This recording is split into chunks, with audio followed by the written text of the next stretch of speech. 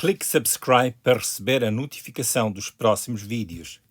Segunda Epístola de Pedro, capítulo 3, versículos 1 a 4, onde Pedro comenta que alguns questionavam a vinda do Senhor, dizendo onde é que está a promessa da sua vinda, porque desde o princípio dos tempos, desde os nossos pais até agora, tudo permanece na mesma.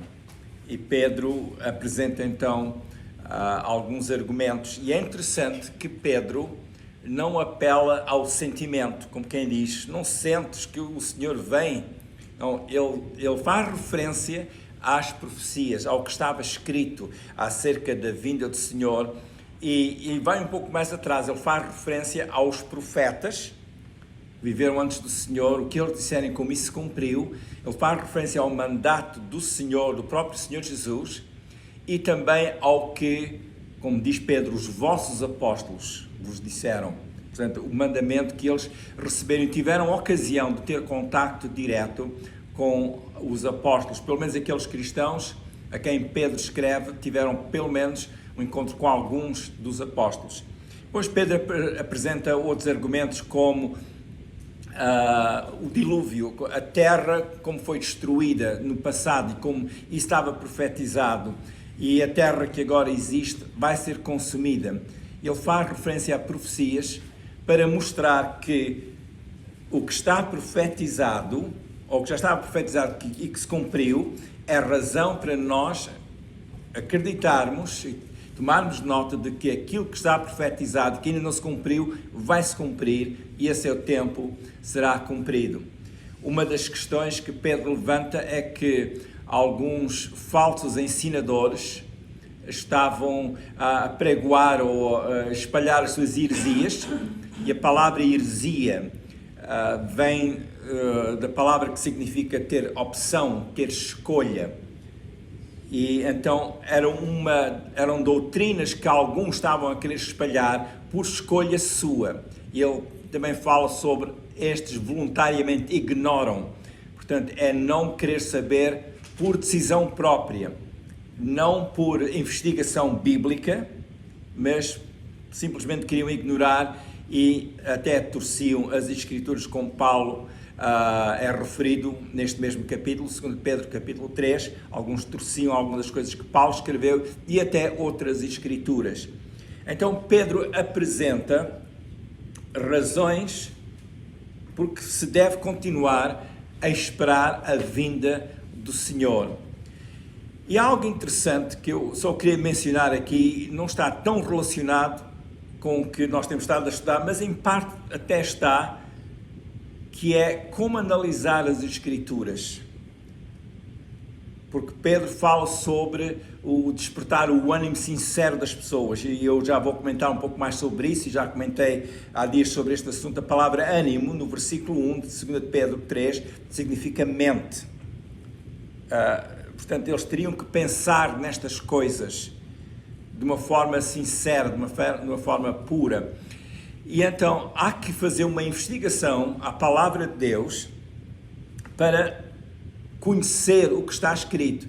E a investigação da palavra de Deus é o estudo do que está escrito. E analisando um texto, analisando outro texto, analisando os vários textos, para então termos uma compreensão mais ampla sobre os determinados assuntos que a Bíblia aborda. E às vezes há assuntos que podem ser diferentes, mas há certas expressões que são usadas que se aplicam noutros assuntos que outros escritores bíblicos abordam também. Pois daqui a pouco vamos já ver um exemplo desses. E então, esta abordagem de Pedro sobre este tópico, a vinda do Senhor, como outros tópicos também, ele chama a atenção dos seus leitores ao que estava escrito e o que era realmente a experiência da fé, que não era só o aspecto de acreditar, mas ter fundamento que sustentava a crença. Este fundamento é a palavra que está escrita. Este ponto é importante porque na nossa caminhada com o Senhor temos a vertente dos sentimentos, o aspecto da emoção, o que nós sentimos. sentimos-nos bem na presença do Senhor. Alguém pode dizer, o Senhor tocou-me, eu estava no culto a louvar a Deus e o Senhor tocou-me. E outra pessoa que está ao lado, estava a louvar ao Senhor também, talvez não teve o mesmo sentimento, poderá ter tido outro. E sentimentos podem ser úteis, são bons dentro do seu contexto, mas é interessante que Pedro chama mais a atenção das pessoas para as promessas que se cumpriram ao que estava escrito, o testemunho que eles próprios receberam.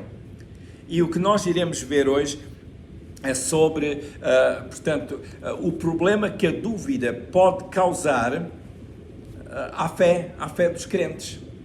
E então,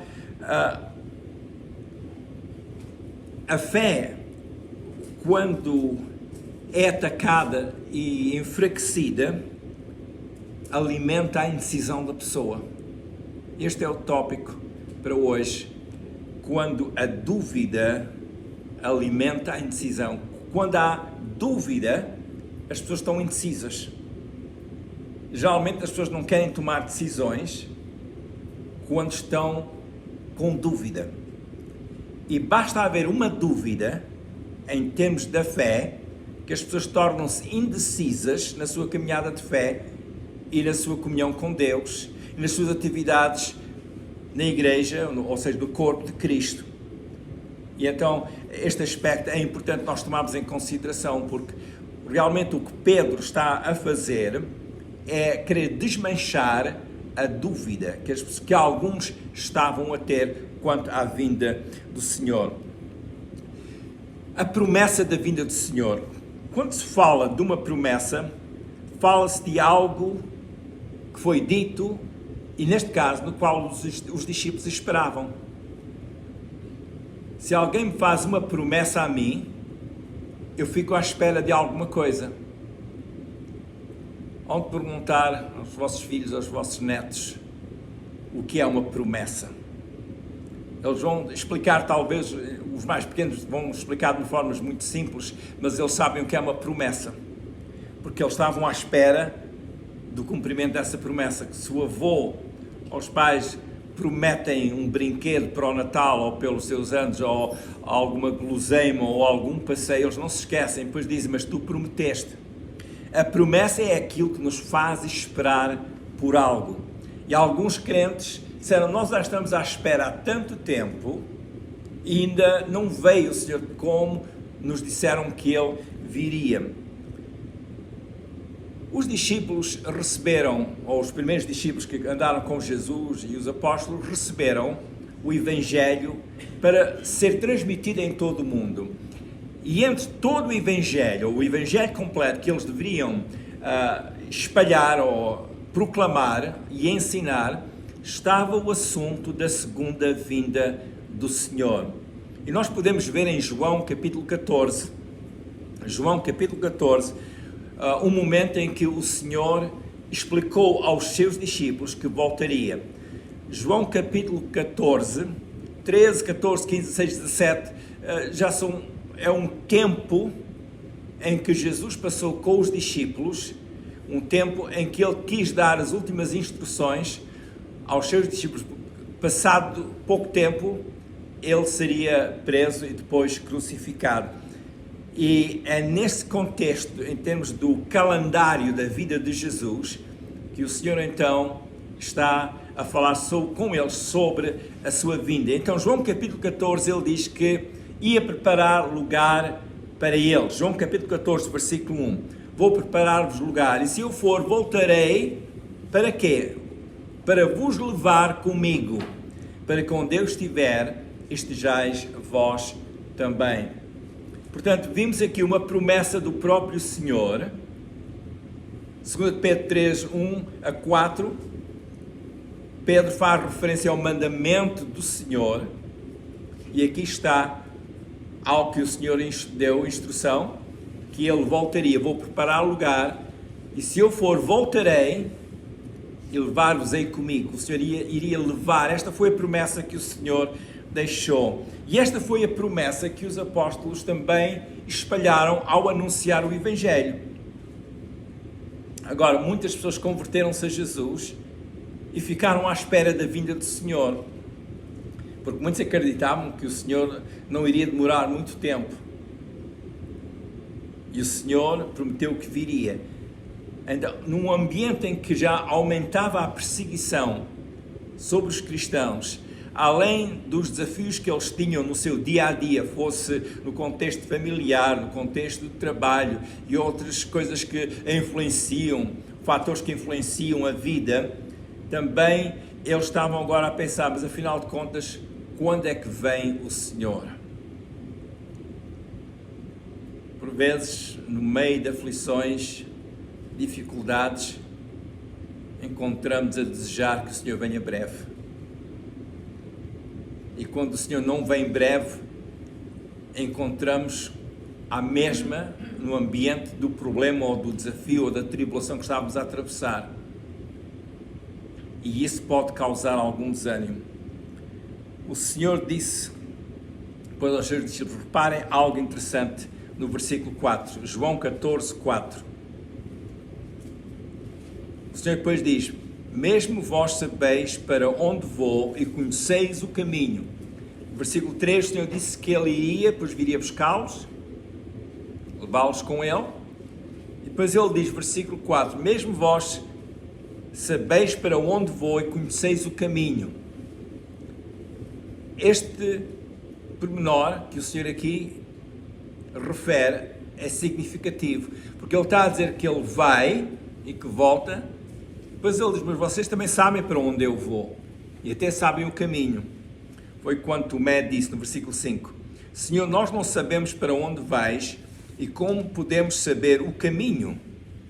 Se nós não sabemos para onde vais, como é que nós podemos conhecer o caminho? É a pergunta de Tomé. Ora, nós sabemos que Tomé era aquele discípulo que tinha alguma dificuldade em aceitar ou acreditar em algo que ele não pudesse ver ou apalpar. Lembram-se quando o Senhor ressuscitou, apareceu aos discípulos, mas Tomé não estava presente, e depois disseram a ele que vimos o Senhor, o que é que Tomé disse? Se eu não ver, se não puser lá a mão para ver nos buracos onde foram os pregos, eu não vou acreditar. Tomé era esse tipo de pessoa, que ele não acreditava sem ver, sem apalpar. Então ele faz a pergunta ao Senhor, ele diz, Senhor, nós não sabemos para onde tu vais, como é que nós podemos saber o caminho? É uma pergunta importante. Quantos dizem que acreditam em Jesus, mas nem sequer sabem o caminho para onde Jesus foi? Estão a ver como pode às vezes haver alguma dificuldade? Então o Senhor responde, eu sou o caminho, a verdade e a vida, ninguém vai ao Pai senão por mim. Uma afirmação muito categórica, muito importante. Sem estes pormenores serem considerados, a pessoa não conhece o caminho, nem sabe onde chegar. Aliás, Jesus diz, não pode ir ao Pai senão por Ele. Ora, o Senhor disse que Ele é o caminho. O que é que a palavra caminho diz a nós? A palavra caminho tem a ver com o modo de ser que é segundo Jesus. Viver a vida, caminhar na vida segundo Jesus, segundo o que Ele nos ensinou. Ele é a verdade, é a doutrina que Ele deu aos discípulos, a revelação que Ele deu aos discípulos. E o que Jesus é e o que Ele ensinou é um fundamento real. Portanto, temos aqui um aspecto de destino, porque caminho também fala-nos de destino. Temos o aspecto de estarmos equipados com a verdade. Para andar nesse caminho, precisamos da verdade que o Senhor nos deu, e Ele é a vida. E este aspecto é importante também, porque o aspecto de vida em Jesus é algo que já experimentamos na vida terrena, enquanto estamos aqui, mas que tem continuidade para a eternidade. Porque o Senhor disse que ia preparar lugar e que voltaria para nos levar com Ele. Portanto, a vida continua no além. A vida não termina aqui na terra, a vida continua no além. Então o Senhor fala sobre a vida, e esta vida tem que ser definida pela sua fonte. que é Jesus. Então, compreendendo esta declaração, à luz do versículo 3, que está relacionada com a vinda de Jesus para nos vir buscar para um lugar que Ele foi preparar para nós, nós compreendemos o que é caminho, verdade e vida. E sem estas coisas, nós nem conhecemos o caminho, nem podemos chegar ao Pai. Agora, reparem que este ensino de Jesus está relacionado com a ida de Jesus a preparar o lugar e depois voltar. O Senhor disse: eu vou preparar-vos lugar, versículo 3, e voltarei e levar-vos-ei comigo. E Tomé disse: mas para onde é que vais? Quando o Senhor disse: vocês sabem para onde vou e vocês sabem o caminho. E Tomé então questionou e o Senhor então explicou.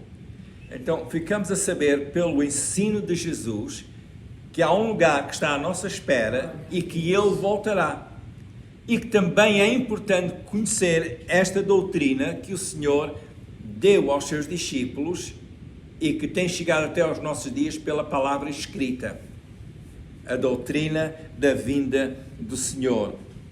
Portanto, qualquer uma destas vertentes, o caminho, a verdade e a vida, e poder chegar até ao Pai através de Jesus, são verdades inalteráveis. Jesus disse: ninguém vai ao Pai senão por mim. Eu sou o caminho, a verdade e a vida. Ninguém vai ao Pai senão por mim. Repare que isto é em resposta à pergunta de Tomé. Nós não sabemos o caminho, não sabemos para onde é que tu vais, como é que podemos saber o caminho? Depois de Jesus ter dito: vocês sabem o caminho e para onde vou. Então, Tomé representa as pessoas que estão em dúvida. Reparem, irmãos, que o Senhor Jesus não censurou Tomé, nem o pôs de parte por fazer uma pergunta que inspirava dúvida e incerteza. O Senhor Jesus deu esclarecimento. Ter dúvidas não é necessariamente um problema.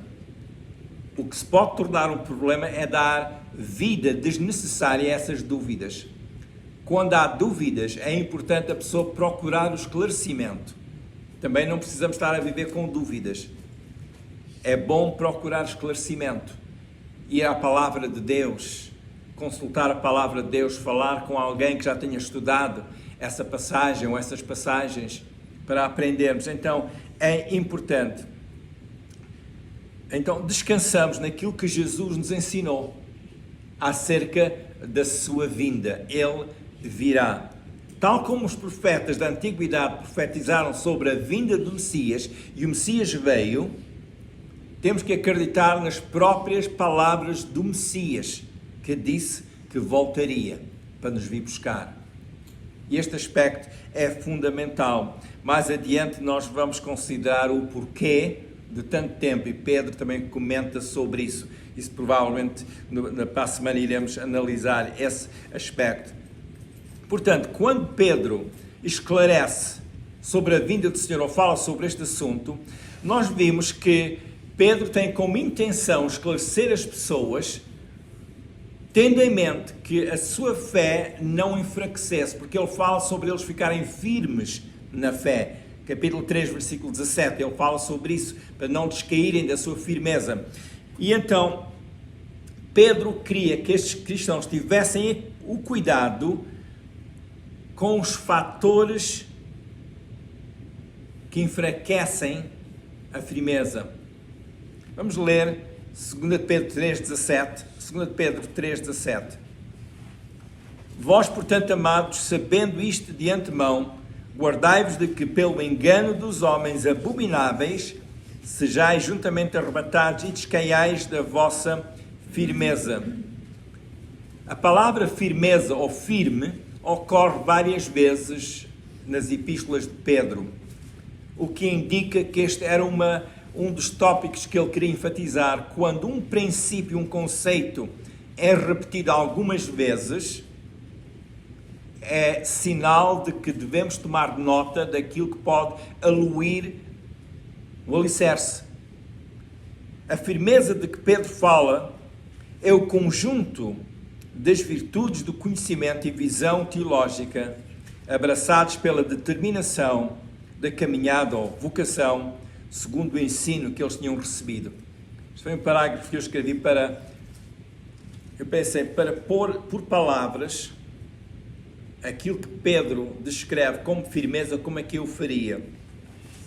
Eu penso que a firmeza, como é que nós podemos descrever a firmeza? Como é que nós podemos ser firmes na nossa fé? O que é que nós precisamos estar a fazer para que a nossa fé não possa aluir, não enfraquecer? É manter o conhecimento, crescer no conhecimento e ter uma visão teológica. Para mim, uma visão teológica é como nós encaramos a nossa vida no presente e o futuro, mas enraizados no ensino da palavra de Deus. Porque a palavra teologia tem a ver com o estudo da palavra de Deus. A palavra teologia significa os escritos acerca de Deus. Então, visão teológica é o que todos nós fazemos. Há pessoas que dizem que não são teólogos, mas se falam de Deus, se estudam a palavra de Deus, são teólogos. Há teólogos que estudam mais que outros, mas quem estuda a palavra de Deus é um teólogo que está a estudar as palavras de Deus. Então, o aspecto do conhecimento e visão teológica, ou seja, como é que eu encaro o futuro? Nós estamos a atravessar uma crise em todo o mundo, por causa do problema do vírus, que se alastrou por todo o mundo. E há preocupação, e nós compreendemos essa preocupação, mas enfrentando essa aflição, essas circunstâncias, como é que nós nos preparamos? Como é que nós reagimos? É com base no que está escrito, as promessas do Senhor. O que é que o Senhor nos ensinou? O que é que a palavra de Deus nos ensina? E com esse conhecimento da palavra de Deus, nós estamos equipados e enfrentamos o futuro. Portanto, isso é visão teológica, que é muito importante para mantermos a nossa firmeza. Porque Pedro fala sobre a firmeza deles continuarem firmes nas coisas de Deus. E nós sabemos que o alicerce ou a firmeza é uma coisa muito importante. O alicerce de qualquer casa, por exemplo, é muito importante para a estabilidade dessa casa. Se os alicerces de uma casa começam a ser enfraquecidos, começam a ser aluídos, portanto, ou porque há água, ou porque há terremotos, ou outros fatores, a estabilidade dessa casa, a estrutura dessa casa começa a enfraquecer e com o tempo cai. Assim é também com questões relacionadas com a fé. Há investidas que vêm contra a nossa fé. Pode ser o problema do vírus, como isto está a condicionar a nossa vida para circunstâncias que nós não estávamos habituados a elas e também não as queremos abraçar prontamente. O isolamento social, por exemplo. Há outras circunstâncias que nos afetam e quando as nossas emoções e o nosso pensamento são atacados, se nós não resistirmos às investidas, à pressão, à tentação, a pessoa pode mesmo ter uma quebra emocional ou espiritual, pode desanimar, pode ficar triste, pode ficar abatida. Então, o nosso cuidado é resistirmos à tentação de dar lugar à ira.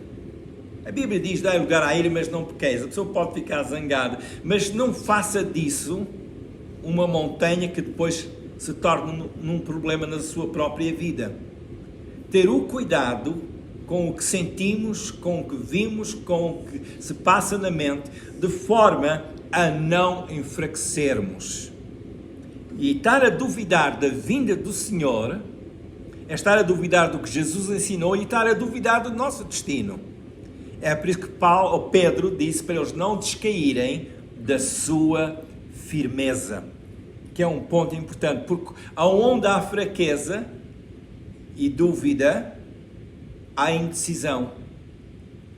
E aonde há indecisão, não há atividade, não há movimento, não há desenvolvimento, não há crescimento.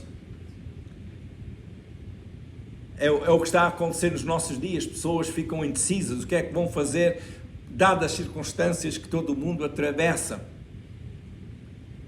Então o apóstolo Pedro quer encorajá-los a eles serem pessoas dadas à firmeza na sua vida, não deixarem suas vidas serem afetadas no sentido de resistirem às investidas, seja de tentação ou de falsos ensinos, para não enfraquecer a fé. Estes são dias de grande transtorno, por isso a nossa fé continua a necessitar, como sempre, do sustento que vem da Palavra de Deus. A Palavra de Deus é para nós como uma bússola e um fundamento seguro para as nossas decisões. Continuemos a meditar, a atentar para a Palavra de Deus e, em especial, para o que ela diz acerca de Jesus, que é o nosso Salvador.